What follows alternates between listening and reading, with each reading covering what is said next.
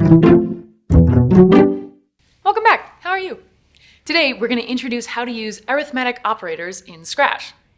The four arithmetic operators we're going to cover today are addition, subtraction, multiplication, and division.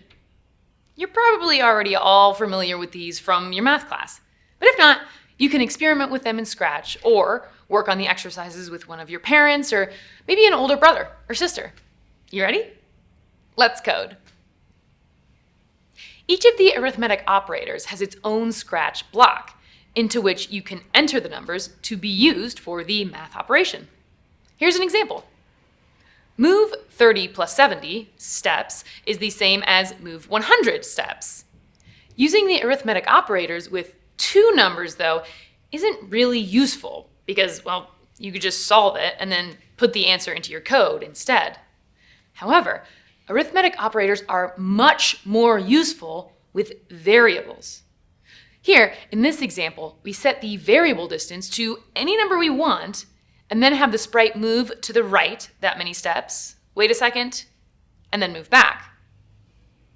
As you can see, we added the multiplication operator to move to the left 100 steps, which makes our code more dry. Remember, dry stands for don't repeat yourself. This is a great thing.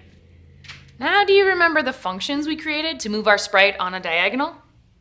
We created two functions and used the change x by block to have them move to the right direction. A different approach here would be to create a function with an operator in the function like this. Now, with this new way, we can change the distance, or step size, by changing one number, so it's a lot quicker when we want to edit it. All right, this was a quick lesson to illustrate how to use these additional features in Scratch. Now, please move on to the exercises, and I'll see you soon.